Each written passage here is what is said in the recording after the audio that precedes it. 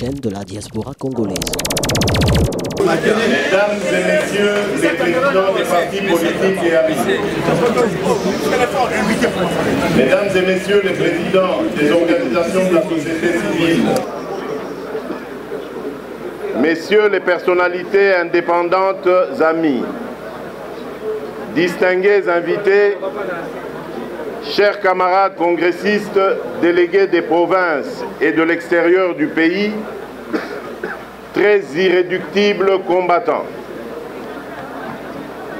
Ce 31 mars 2018 entre dans l'histoire et sera par conséquent gravé en lettres d'or dans les annales de l'Union pour la démocratie et le progrès social, parti politique auquel nous sommes tous très fiers d'appartenir.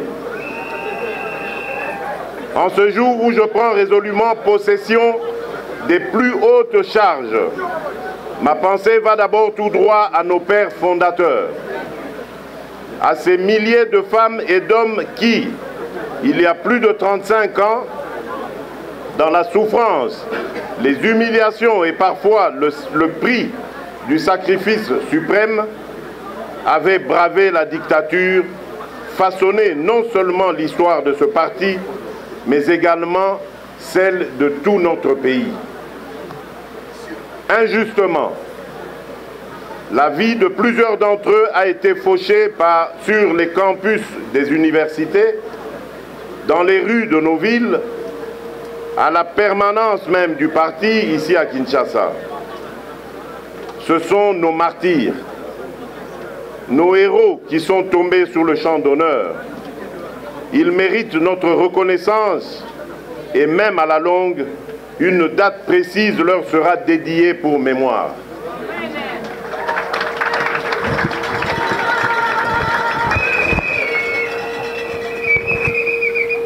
Permettez-moi de m'adresser exclusivement à ces victimes et aux pères fondateurs. Pour l'avènement de la démocratie et l'instauration du multipartisme en République démocratique du Congo, vous avez sacrifié vos vies et celles de vos plus proches. Nous ne vous oublierons jamais. L'UDPS ne vous oubliera jamais. L'UDPS, c'est le patrimoine que vous nous avez légué. Elle devra atteindre les objectifs que vous lui aviez assignés. Merci pour tout ce que vous avez fait pour le Congo. En mémoire de notre regretté leader et de tous nos martyrs de la démocratie, je vous prie de vous mettre debout pour observer une minute de silence. Monsieur le Président du Bureau du Congrès extraordinaire, chers camarades, vous êtes nombreux à avoir bravé les intempéries, consenti d'énormes sacrifices et parcouru de milliers de kilomètres pour participer à ce congrès. Vient d'être porté sur ma modeste personne pour présider désormais aux destinées de notre grand parti au moment où le pays traverse de nombreuses zones de turbulence et où les acteurs politiques peaufinent des stratégies aux fins de compétition électorale. C'est en toute humilité que j'accepte cette immense responsabilité.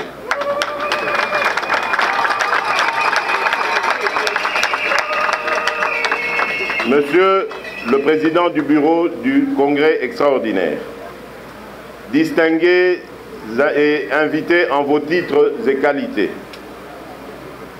je me montrerais injuste si je ne faisais pas une mention spéciale pour notre secrétaire général, Jean-Marc Kabound à Kabound, qui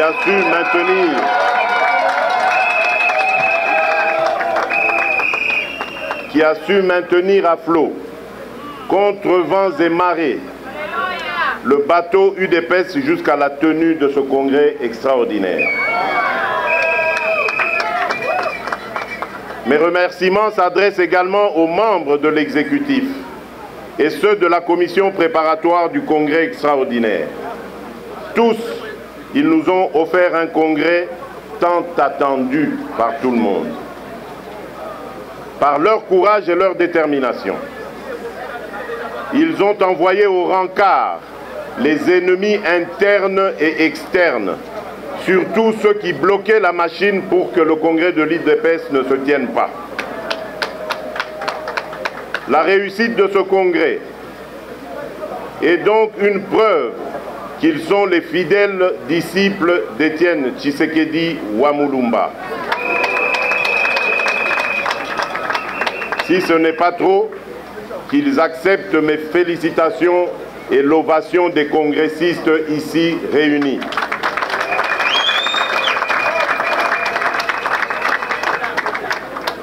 Je voudrais aussi remercier les jeunes et les femmes de l'UDPS pour leur engagement aux côtés des organisateurs. Mes remerciements s'adressent de façon particulière à vous, Monsieur le Président du Bureau du Congrès extraordinaire, et à toute l'équipe qui a travaillé sous votre houlette. Que tous les invités, à vos titres et qualités respectifs, vous trouviez ici l'expression de ma reconnaissance. Votre présence parmi nous a honorés et nous espérons qu'elle stimulera votre intérêt pour tout ce que l'UDPS fait. Permettez-moi de rendre un hommage spécial à deux personnes qui me sont très chères. Ma mère, Marthe Kassalou, qui a enduré des années durant des vicissitudes du combat politique de son époux et qui continue à supporter avec abnégation un long deuil dans l'attente de l'inhumation de notre président. Et aussi mon épouse, Denise Nyakeru, qui demeure un précieux et solide soutien à mes côtés dans toutes circonstances.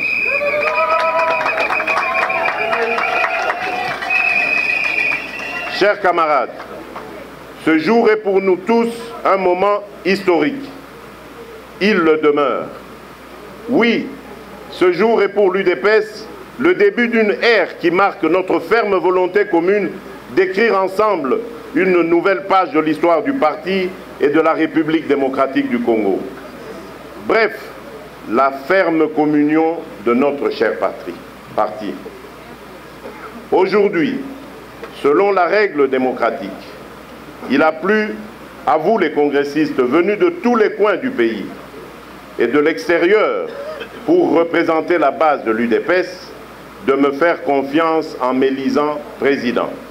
Votre président, président de tout le monde, président de l'UDPS, qui, à ces jours, tous les sondages l'attestent, qu'elle reste le seul parti au lit national.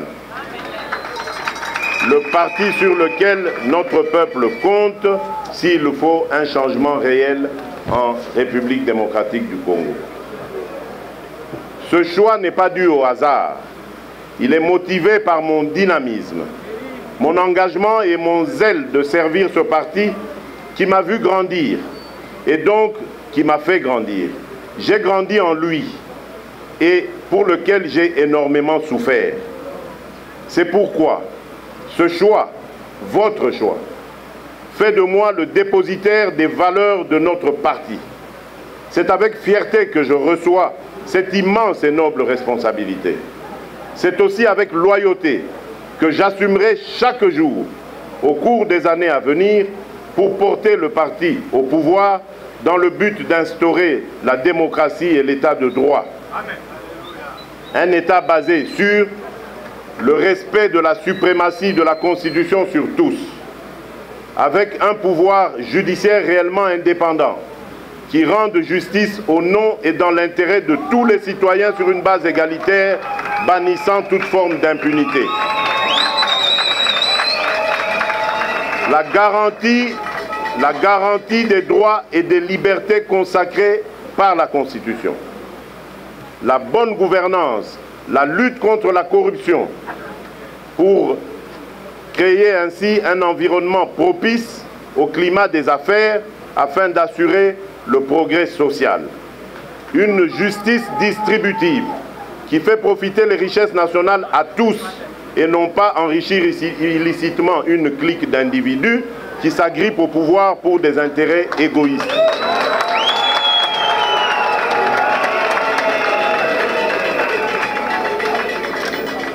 La lutte acharnée contre l'insécurité et la terreur qui chaque jour endeuille nos frères et sœurs de l'Est du pays, de l'espace Kasaï ou d'autres coins de la République.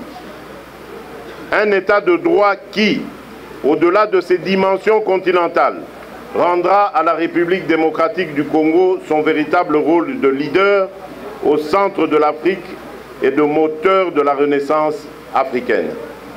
Un grand africaniste, Frantz Fanon, n'avait-il pas dit « L'Afrique a la forme d'un revolver dont la gâchette se trouve au Congo ».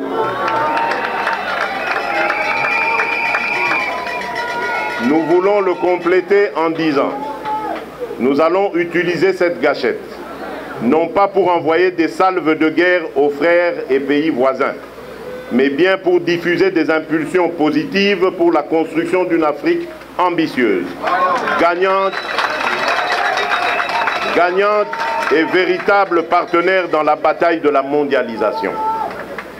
À n'en pas douter, la responsabilité qui est mienne est grande. Aujourd'hui, je me sens le vrai successeur du Baoba, héros national et père de la démocratie, Étienne Tshisekedi Wamulumba.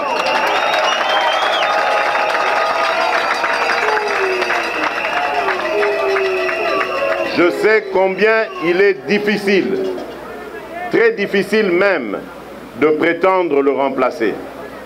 Du reste, une opinion généralement admise veut qu'on ne remplace pas Étienne Tshisekedi Wamulumba, mais qu'on lui succède.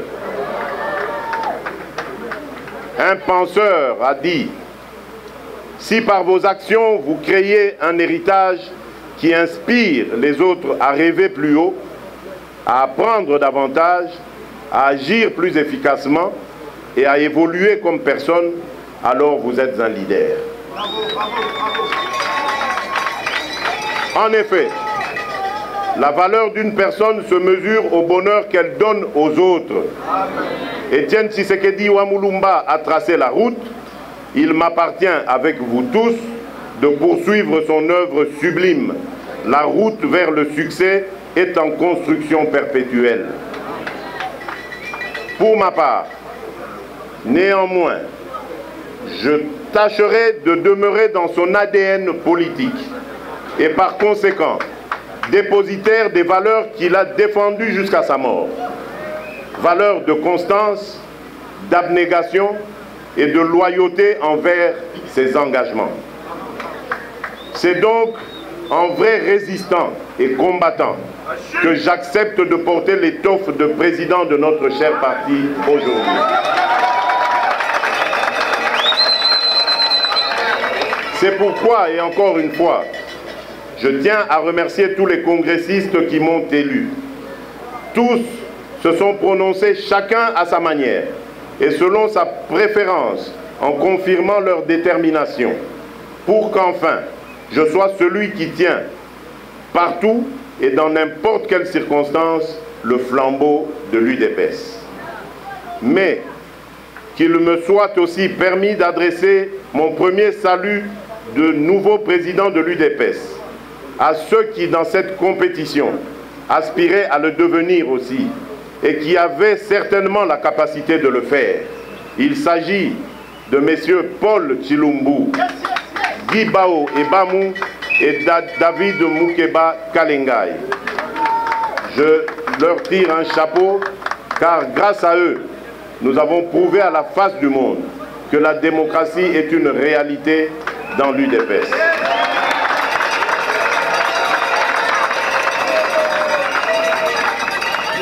Ainsi, c'est moi qui conduirai la destinée du parti, mais je ne le ferai pas seul. Si je l'ai accepté, c'est aussi parce qu'une telle charge implique toujours déjà et nécessairement l'apport des autres. En d'autres termes, j'aurai besoin de tout le monde, petits et grands, jeunes et vieux, hommes et femmes, cadres et combattants tout court. Cette victoire, je vous la dédie. Vous, peuple congolais, vous la méritez car votre engagement pour les valeurs démocratiques et de l'état de droit est puissant, sincère, formidable et admirable. Soyez fiers d'avoir participé à cet exercice historique de la démocratie.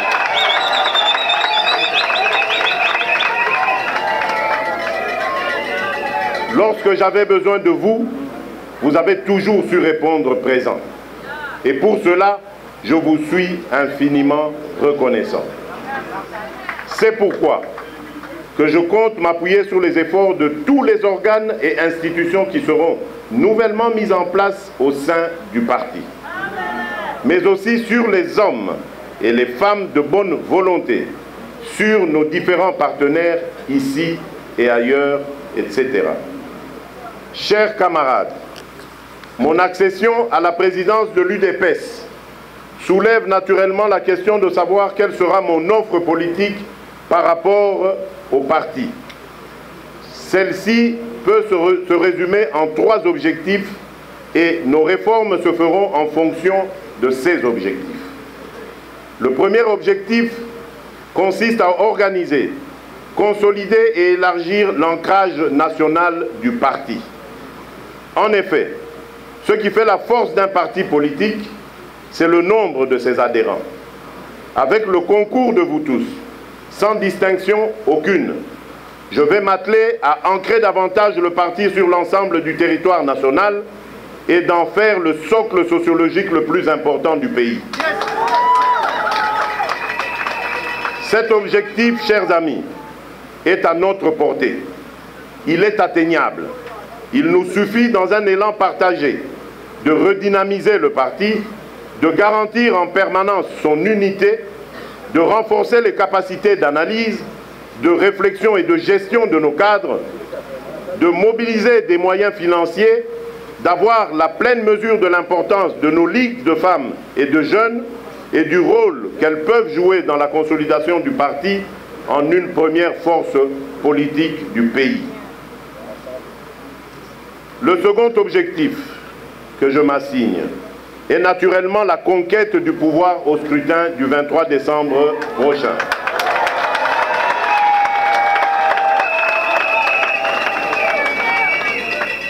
D'aucuns accusent l'UDPS d'avoir mené durant des années un combat politique stérile et de ne pas accéder au pouvoir.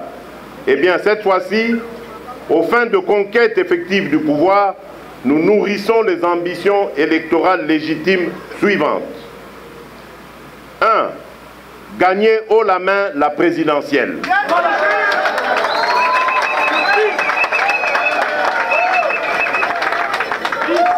2.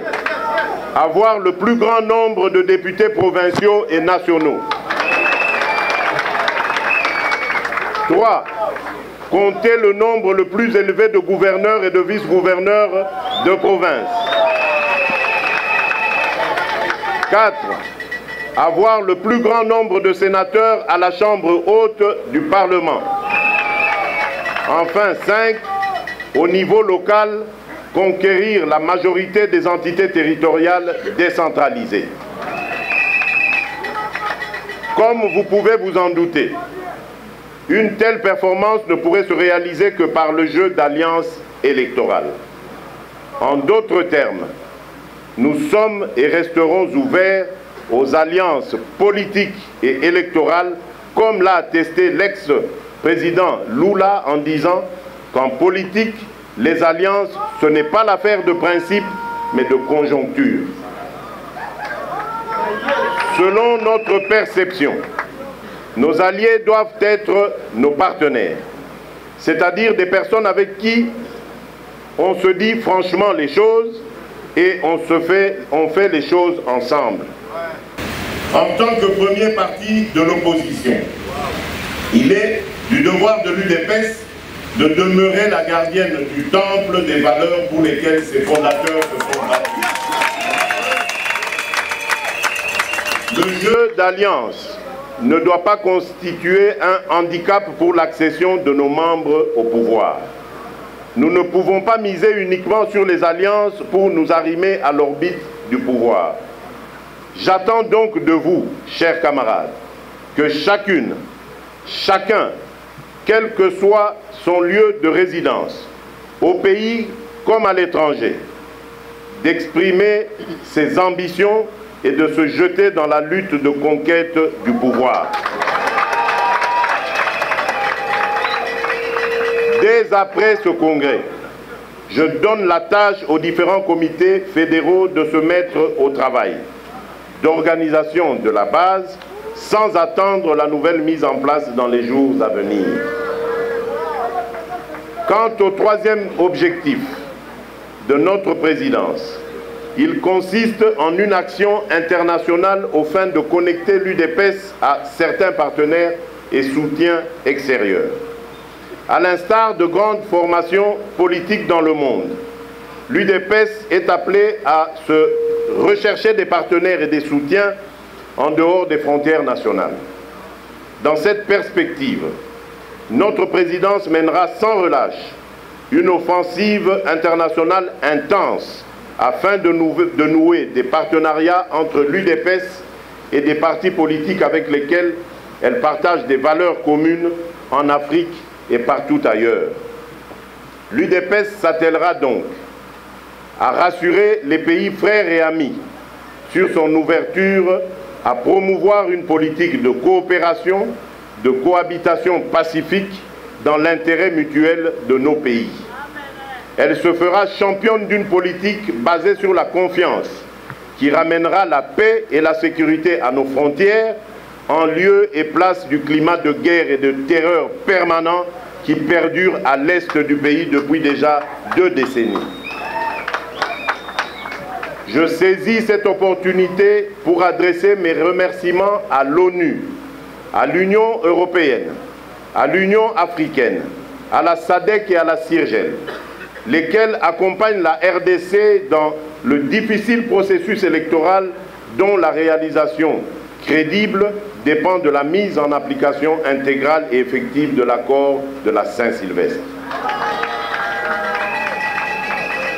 Je fais un appel solennel à toutes les forces acquises au changement de se mettre ensemble pour obtenir l'alternance démocratique. Monsieur le Président du Bureau du Congrès extraordinaire de l'Union pour la démocratie et le progrès social, Mesdames et Messieurs les présidents des partis politiques amis, Mesdames et Messieurs les présidents des organisations de la société civile amis, Mesdames et Messieurs les personnalités indépendantes amis, distingués invités, chers camarades, congressistes délégués des provinces et de l'extérieur du pays, très irréductibles combattants. Nous voici arrivés au terme des travaux de notre congrès extraordinaire. Je souhaite bon retour à chacune et à chacun.